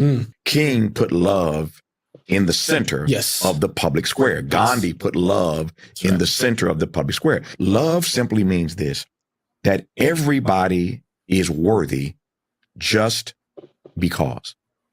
Right. Hard stop. If you ever get to a point in this society where that's the operational definition, it fundamentally changes how we debate these issues. Because if everybody is worthy just because, not because of where you went to school, not because of your pedigree, not because of the kind of car you drive, the kind of house you live in, the neighborhood you live in, how much money you make. If we ever get to a point where we operationalize that definition in our public policy, then it fundamentally changes how we see education, which means then that everybody in America ought to have access to an equal, high quality education. It means that everybody ought to live in an environment that is safe from environmental racism. It means that everybody ought to have access to equal, high quality health care. It means et cetera, et cetera, et cetera. So when I talk about King, I want us to make sure we understand what we mean when we say love, because King is oftentimes talking about love. And to my mind, no leader since King has been so adept at putting love in the center of the public square. Okay, so it sounds like coercion to me. Exactly. I was going to say that's not love. That's a predator. That's a bully. That's someone. Anyway. Go ahead, Chad. You were talking. Oh, go ahead. And then you hear him. I mean, he just goes off in this whole big Marxist pipe dream about. It's just like, man, only God can pull off such a task. It goes back to what you were talking about earlier, right? I mean, we live in a finite world full of finite resources. All of the things to which you're talking about, Mr. Smiley, have to be produced by men of limited means, by men of limited time, and so on and so forth. It's one thing to talk about what you believe is ideal, and it's another thing to talk about what is, in fact, possible. I mean, for you to say these things and then to kind of couch it in this language about love and all of these other things, it's insane to me. And he does. I mean, everyone is worthy just because everyone is worthy of what? I mean, again, I guess he did go down the list of a high quality education, and high quality health care, and blah blah blah blah blah blah. This is like, what gives you the right to my property, right? What gives you the right to my stuff? And in the right, the sanctity of private property. Not only, of course, I mean, you can rationalize your way to it, but it also has a Judeo-Christian significance, right? Because you can justify it biblically, right? But not only that, but I mean, this is the way that the idea of this kind of objective moral law, this is how it is expressed in real terms. It is expressed in a objective world in the form of private property. What's mine is mine, and what's yours is yours. Uh, Again, and to talk about, I mean, I don't even think he mentioned just in that particular clip there. I don't think he said anything about the Bible or Christianity. He just said that King talked about love, and you always say this, Chad. You said if you listen to every single solitary social justice demagogue today, they go back to King and they talk about him and talk about things that he said, and they use King as justification. And so here you have, from the time of the civil rights movement, almost like the second founding of America, the de facto Constitution of America, and that, the guy, I forgot the guy's name. Speaking of Tavis Smiley, he said as much. This was sort of like the new founding of America. And now, because you have a lot of conservatives, he called himself a social justice conservative. Unfortunately, too many conservatives believe that, okay, let's conserve America from that point, from that point there. Let's conserve that. Let's stay true to what Dr. King stood for, and not allow the left to proceed, not allow the left to go any further. And so when they do these things in the name of King, uh, we reactionaries on the right say, well, King didn't stand for that. Dr. King wouldn't have wanted that. The ignorance to me is just so perplexing. He said racism, militarism, poverty. Of course, you're talking militarism. King was getting into the whole what's the word? Kind of like the whole colonial movement. Even Malcolm X would say. Matter of fact, this was shortly after he and MLK had met that one time, and they spoke for about a minute or so. So the story goes, in that famous picture, it was taken of the both of them together. I think Malcolm X would say, sure, because I think they met when that picture was taken. I think they were on Capitol Hill when that picture was taken. I think there was some sort of debate going on about the civil rights bill that was up for debate. And Malcolm X would go on to talk about how the countries, and he would say this in a magazine called The Militant. And this was a socialist magazine called The Militant. And Malcolm X would say in that magazine, I don't know if he wrote an article or if he was being interviewed by one of their contributors, but he said in that magazine that these countries in Asia and Africa that are now gaining their independence, now that they are free, they can then come to the United States to help liberate us. And then he would go on to talk about, revolution, and, how now was the time for the masses of non-white peoples who were the victims of European imperialism to rise up all over the world. So this sort of like became the the selling point, the slogan, the mantra, if you will, of the new left of the 1960s. And of course, Malcolm X was one of their heroes. And MLK is one of their heroes as well, because he is probably the number one reason why we saw the social upheaval that we saw in the forms of all these various, riots and so on and so forth. But King would say similar things. You look at, his speech in New York at Riverside Church, when he talked about blacks going over to die in Vietnam and so on and so forth, and to not be treated like full citizens here. And even he would use language such as revolution. And, of course, he would talk about how we needed revolution of values and how, society in America needed to be radically altered and so on and so forth. Because, of course, racial oppression was the reason why, blacks couldn't reap the economic spoils. And so all of this stuff was sort of wrapped together, right? This whole mix of what he said, the racism, militarism, and poverty. But again, Chad, it's funny how they reshape history, because none of these things were actually happening the way that they claimed that they were happening. And again, whether you're talking about Supreme Court interpretation or you're talking about actual legislation passed through the halls of Congress, these measures were written expressly by progressive activists who were looking for an excuse to change the society and create an America in the likeness of their own image. And in order to do so, they had to kind of get over the hurdle of the kind of recalcitrant South that didn't want to get on board with the changing of the tide. I just want to real quick, Chad, before you chime in here, because I like I said, I spoke to you yesterday, and I just had a couple of things queued up just in case the opportunity presented itself, because I wanted to read some things to you, because another important aspect, of course, of the civil rights movement is the Brown versus the Board of Education decision.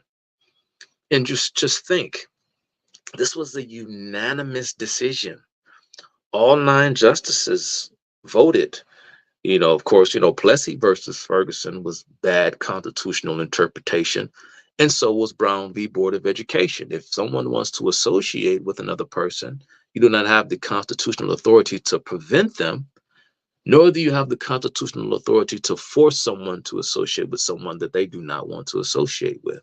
Okay, so both things can be true. But so many of us, even those of us on the so-called right, will say, hey, Brown v. Board of Education, oh, that was so great, and Democrats party of Jim Crow and all this stuff, all these popular talking points. But I doubt many or the majority of us have even read the majority opinion written up by Justice Earl Warren, who was a complete justice. For those of you who don't know about Justice Warren, I mean, he left a trail of destruction in his wake. But I just want to take a quick second, not even as long as the excerpt from the Lincoln speech. This was actually in the write-up for the Brown v. Board of Education decision. I just want to give people an understanding of what was going on in the 1950s, right? Because they're challenging the whole separate but equal doctrine. Here's a small part of the majority opinion here. It says, we come then to the question presented. Does segregation of children in public schools solely on the basis of race, even though the physical facilities and other tangible factors, you'll see the word tangible a lot, and they put it in quotations, other tangible factors may be equal, deprive the children of the minority group of equal educational opportunities? We believe it does. In Sweat versus Painter, Supper, and I'm not familiar with Sweat versus Painter, but follow me. In finding that a segregated law school for Negroes could not provide them equal education opportunities, the court relied in large part on those qualities which are capable of objective measurement, but which make for greatness in a law school. In McLaren versus Oklahoma State Regents, the court required that a Negro attended a white graduate school be treated like all other students, again, resorted to intangible considerations. So what they're saying is, they're saying even though schools can, in fact, be considered equal on a tangible basis that we can measure, such as curricula and teacher salaries and all these other things and facilities. In the instant cases that question is directly presented here, like Sweat versus Painter, there are findings below that the Negro and white schools involved have, get this now, have been equalized or are being equalized with respect to buildings, curricula, qualifications, and salaries of teachers and other tangible factors. Our decision. So again, the court has just literally said in the write-up, we recognize that schools are equal on all of those bases, but our decision, therefore, cannot turn on merely a comparison of tangible factors. In the Negro and white schools involved in each of the cases, we must look instead to the effect of the segregation itself on public education. So they're looking at intangible factors that they never define. They admit that white schools and black schools were either equal or were becoming equal, but it was still a violation because of the Equal Protection Clause, again, of the 14th Amendment, because of intangible factors, because of perception on what kind of education a black child would receive in a predominantly black school. But the schools were, in fact, equal, according to them, but not equal in ways that they couldn't even define. And your buddy, Derek Bell, the founder of course, Critical Legal Studies, said that the Brown v. Board of Education decision of 1954 was the greatest example of racial consciousness raising in America's history. And that's a quote of Derek Bell. And so the Brown v. Board of Education decision that we celebrate was just a mockery of constitutional law by a progressive court who wanted to impose their superior moral and social vision on a recalcitrant South, to kind of use, of course, the federal government to then gain control over the school districts of the state, which, of course, the Constitution granted no such authority to the federal government, but they took it thanks to the Brown v. Board of Education decision. And this was kind of what launched the civil rights movement into orbit. It was just a travesty, a mockery of justice. 100%. 100%. I mean, that's a lot of very important history. Yeah.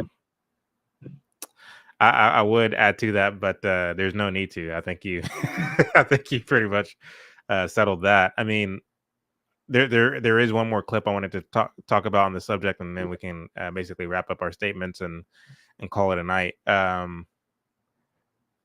Check this out. To acknowledge in this country that while there are individual African Americans who have done well, there are individual African Americans, yourself included, myself included, who've done remarkably well, who have been blessed beyond measure, can get the finest tables in the nicest restaurants and get access and the hookup. So a number of us have made it, but that says nothing about the collective. And that's what concerns me. So it's not just class intra-Black America. It's this notion that some of us have made it, but most of us have not. And it's always been that way. America has always been okay with keeping the names of a few Negroes in their mouths. But writ large, they don't seem to be concerned about the larger masses of our people. So I'm not concerned about the fact that a few of us, are doing better than we ever have. Right. What I'm concerned about is how do we save the masses of these Negroes who are being left farther and farther behind every year? That's what keeps me. If there's anything that keeps me up at night, it's that, because I think we're losing the war to save the majority of our people.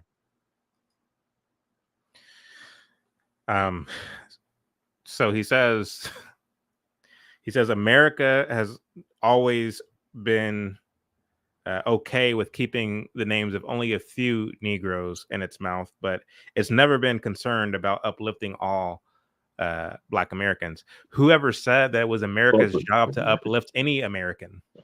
Exactly. Who, like, where is that written? Where can I find that?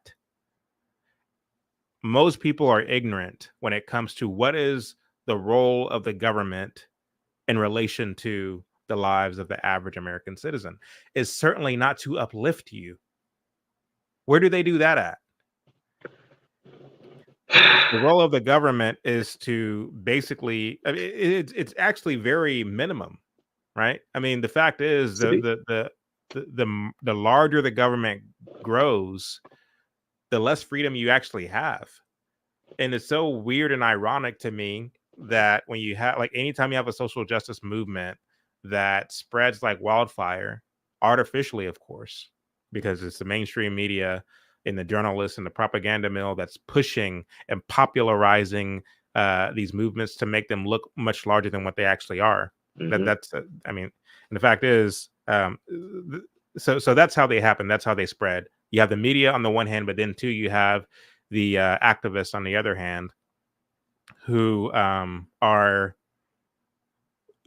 some of whom are useful idiots, some of whom are utilitarian, who understand that they can use anger and they can use discontent feelings and sentiments to their advantage, and to the extent, and this is why they go after poor folks. This is why they go after people who they can convince, look, you're marginalized not for any reason of your own or purpose of your own, but rather because the system or the or you know, somebody else is doing this to you, and so why not come and march with me? Why not, you know, get organized and this, that, and the third?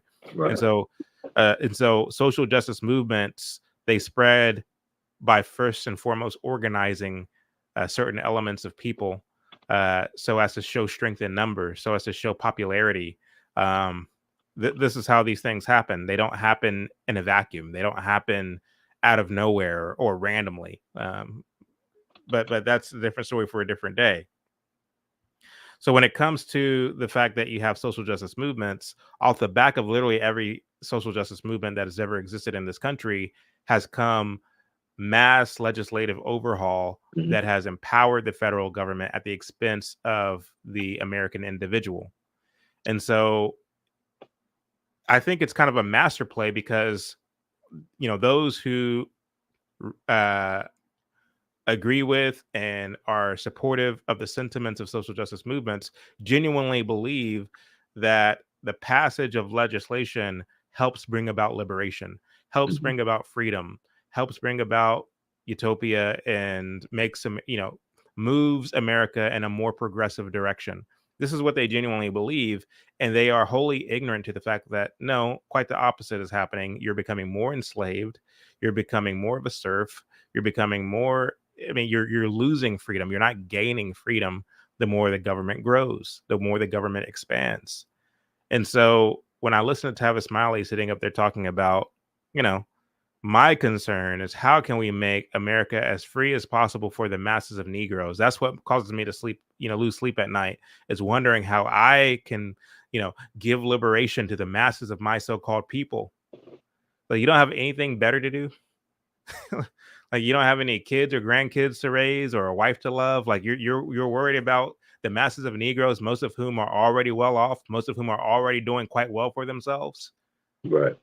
And not only that, Lenny, whenever you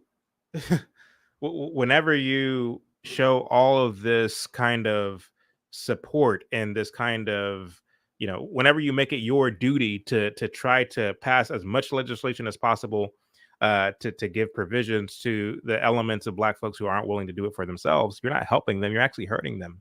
That's basic logic.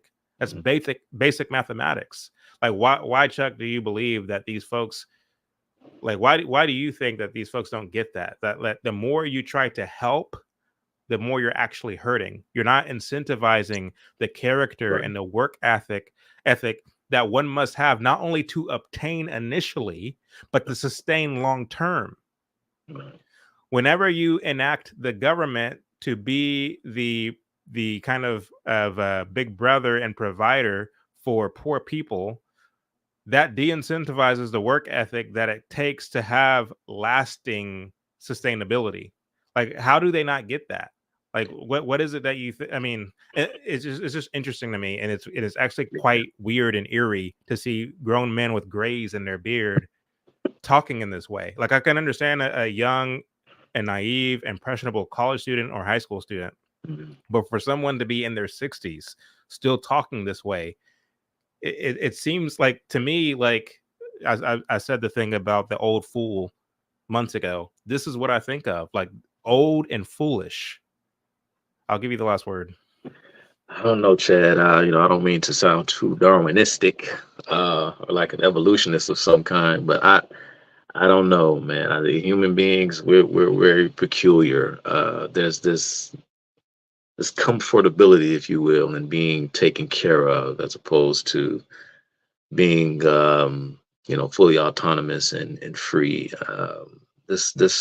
I mean, the idea, the concept of freedom, I think, is something fairly new to the human experience, and I don't know if I don't know if there's this some kind of subconscious callback to a time of when of course I'm being tongue in cheek, but I just man, I don't know. Like you said, I don't get it. I think it goes back to what you said, that there's this lack of humility, right? It's like, I'm going to see this thing through to the end, no matter what. Even if we have to, right, break a few eggs on the way. It's like, the reason being is because we haven't done enough, and of course these people, being the master manipulators that they are, the way they can kind of control the narrative, the people either forget or they're too young to remember. But I'll just say that JFK, prior to his assassination, I mean, of course, JFK, I mean, he was the one who brought the term affirmative action into the popular lexicon with his executive order in 1961. Of course, it is that we need to take affirmative action to be fair and just in how we hire and this and that. And so that kind of paved the way, and everything sort of took off from there. But, JFK, his whole attitude was that we must invest in our poor, right? So as not to have people, I guess, continuing in their dependency, right? And so he justified, and people were saying, well, we cannot have this massive increase in federal spending. And of course, JFK, as the politician that he was, he kind of sold this massive increase in federal spending as an investment in our poor. We spend a bunch of money now, we save money later. That's literally what he said. And of course, when he was assassinated in '63, not going to get into any conspiracy. What was the brain trust of that idea? Man, it didn't originate with him, did it? I don't think it did. No. I mean, of course he popularized it, but I know it wasn't him that originated it. Yeah. But again, I mean, it's false idealism. Yeah, I think that's the point that you're making. It's false idealism that's sold in the package of a politician. Yeah. Who I mean, again, the idea, and Walter Williams talked about this with respect to the minimum wage. The result and the idea is not they're on two completely different planes. But here's the thing though, Chad, they'll tell you that initially they said, well, here's the plan, right?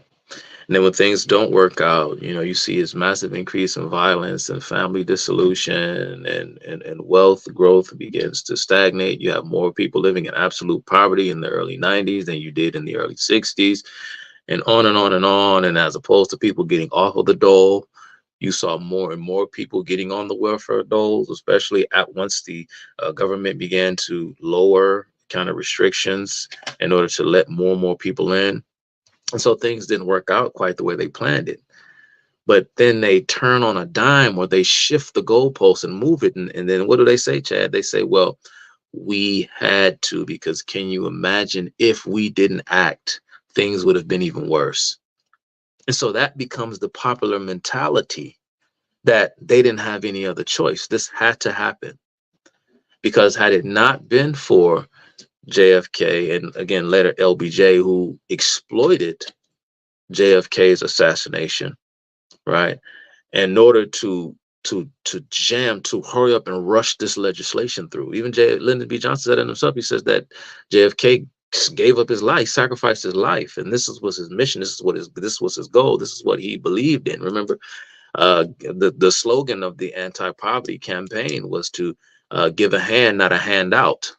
Right. And, for all of this talk about all the money and all the stuff we're spending, I mean, we've spent so much money on trying to reconcile the racial issue and the poverty issue, this and that we've spent, but we've never stopped to ask ourselves at what cost? What cost, and what are we giving up to achieve quite frankly, to achieve the unachievable? It's just they are just masters at this, because it's like, bro, that's not what you sold me. You sold me something else, and then this is what I got, and then you told me, no, you ought to be thankful that I came in and just saved the day. So I think these people are just so clouded by their idealism and by their own hubris, and their lack of humility before nature, their lack of humility before God. I mean, nature, God is the author of nature. So have respect for nature and the creator of nature. All right, respect for nature and nature's God. But you don't have that in people like Tavis Smiley. And lastly, I don't know if you're familiar, Chad, with the whole anecdote of Mrs. Murphy. This was when they were debating the Civil Rights Act on the Senate floor. And it's funny because when you go back and when you listen to a lot of the opposition coming from a lot of Democrats, even I think it was from Florida governor. He's not well known unless you're just a nerd about American political history. You probably wouldn't know him, but named George Smathers. I think he was a senator from the state of Florida. And this was before they implemented the mandatory busing program. And he said that based upon this equality in education conception, it seems to me like you all are going to start busing, transporting children to and fro to try to equalize, educational demographics and these kinds of things. And a Republican senator by the name of Hugh Scott, I think he was a Republican senator, said that I don't see anywhere in the Civil Rights Act where it states that we're going to bus children out of district. And lo and behold, Senator Smathers was right. You see a lot of these so-called racist segregationist Democrats. They were right. Many of them were right. And it's just, the history and the narrative is far, far more complicated than that. But going back, and that's the last thing, this whole anecdote about Mrs. Murphy. The question was asked about Mrs. Murphy and her property. And what it seems as though this civil rights legislation is a massive infringement into just, the very idea of private property rights. It seems as though this gives the federal government the right to undermine our property rights. And of course, again, they made I forgot who the speaker was, what politician or whoever it was. But again, they came up with this hypothetical woman, this Mrs. Murphy. What do we do about Mrs. Murphy? And so here's what A. Philip Randolph, right? The infamous A. Philip Randolph, a man who Jacobin magazine referred to as once the most dangerous Negro in America. Of course, one of MLK's mentors, one of the key organizers of the March on Washington. Here's what he said in his speech on the March on Washington, and this is the last thing. He said, we want integrated public schools, but that means we also want, all this want. We want integrated public schools, but that means we also want federal aid to education, all forms of education. We want a free, democratic society dedicated to the political, economic, and social advancement of man along moral lines. Now, we know that real freedom will require many changes in the nation's political and social philosophies and institutions. Oh, okay, you don't say.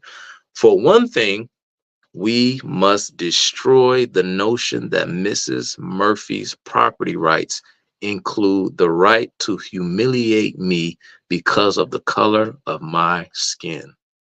The sanctity of private property takes second place to the sanctity of the human personality. This is where we are today. What does he And mean yet, by the human personality? What is he talking about? and yet they don't want us to believe that communism was the undergird of the civil rights movement. Exactly. So you guys can go and read A. Philip Randolph's speech in its entirety, from his March on Washington speech in its entirety, if you don't believe me. And just how to give a little context, that's what he's talking about. He's talking about Mrs. Murphy, because that was a debate on the Senate floor over will the bill infringe upon private property. And A. Philip Randolph knew it would, and he called for it too. So, Chuck, tonight's discussion was over the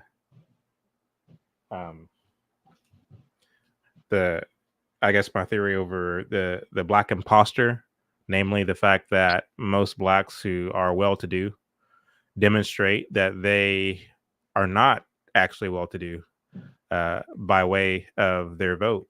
The fact that 80+% of Blacks vote for politicians who promise to liberate them from oppression and struggle. Do you think we did a sufficient job, I guess, dissecting that tonight, or do you think we should we could keep do the a part. conversation going? Keep the conversation going. I think we could do a part 2, because I think there's a lot more that we can get into. I surely have more ideas and things swirling around in my brain, and even some more references and things of that nature that I had set aside just in case. So we could certainly come back and do a part 2. I think it warrants it. This is a very, very important conversation. It's not as simple as it may seem on the surface side. It's a very complicated question. Yeah. Why? Because this isn't something that is just solely unique to Blacks in the United States. Minority populations have always been susceptible to demagogic rhetoric. And this has been true in other parts of the world as well, not just with Black people, but other ethnic minorities as well. So there seems to be I don't know. There's an issue there that really, I think, is it's unfortunate. Like I said, Blacks are no exceptions. It seems to be the rule and not the exception that minorities are oftentimes taken advantage of by their so-called leaders. Yeah. So I think next time we'll kind of save the clips. I just wanted to show the clips in this kind of initial conversation, just to kind of give the audience an example of what it is we're talking about. To basically just say that we're not making this stuff up. These sentiments are real. These things that Tavis Smiley and that John Wood Jr. were saying are real. Like, people genuinely feel this way, that it is their job to vote, to act, to be active, to protest in such a way that demonstrates that they are for the people. They are for the uplifting of everyone, even though they themselves live in relative privilege.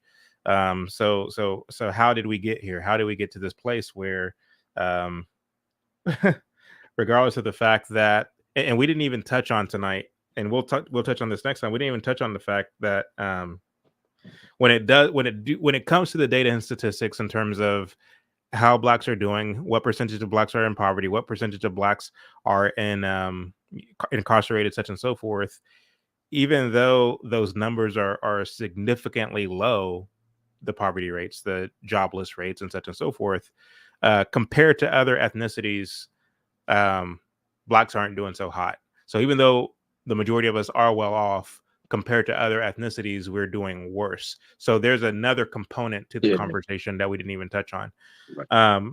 And of course, data analysts and statisticians will try to tell you that the reason why, comparatively speaking, comparing one ethnic group to another, the reason why Blacks are staggering behind is because of systemic racism and injustice. Of course, that's not true, but we're gonna get to that maybe in a later episode. But this is a really good conversation. What do you all think? Did you enjoy the conversation? Did you what are some of your thoughts? You want to see this conversation continue? Next time we won't have clips. We'll just be able to have a conversation. I know with Chuck's deep knowledge, these conversations can tend to kind of veer off into other things, but that's okay. I think all the information is useful. It really is. So what do you all think? Do y'all want to see this conversation continue? Let us know in the comment section after the live stream and even here and now. Were you about to say something, Chuck? No. I'll Okay. keep it up. I don't want to tag on another half hour to talk. Yeah, I'll just put a pin in it. We come back for part 2. Thinking about Kamala Harris and her whole thing about equalizing, and what we want is equity. Remember Lyndon B. Johnson's 1965 speech at Howard University Library about blacks running a race, and how do you expect them to compete when you held them back for so long? And so this has become almost axiomatic. And unfortunately, like I mentioned, even some conservatives kind of feel somewhat sympathetic to that whole idea, and it's just completely false. Cool. Let's see. We don't have any super chats, so I guess we have no questions tonight. Chuck, I'll see you next time. Nicodemus Serpico asked about a question about Nixon, saying that he has heard that Nixon helped blacks more so than LBJ did. I don't know if that's something you wanted to try and answer real quick. I don't necessarily have an answer for it. I have an answer, but I'll save it.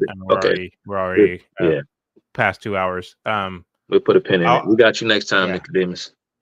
I'll be I don't know if you asked in the form of super chat, I would have tried. But anyway, I'll see you all tomorrow. I'm going to be continuing the dissecting of James Cone's "My Soul Looks Back." So I'll see you all tomorrow. Chuck, are you releasing any YouTube videos this week before Sunday? No, not before Sunday. No, matter of fact, I'm trying to go live on Sub-Zero's channel. I may go live with him this weekend to discuss the origins of the LGBTQ agenda. Seems pretty straightforward. You think that most people kind of get it, but of course, you know, dealing with me, I'm not trying to sound arrogant, but of course, I'm going to try to add some things that may not be, maybe some things you haven't heard before. So I'm gonna try to go live with him, but I'm not sure, but we're gonna try. Awesome. So this show is streamed live on YouTube, X, Rumble, and some others that I can't think of off the top of my head. So anyway, we'll be back tomorrow. See you all then, and I'll see you Sunday. Thank y'all.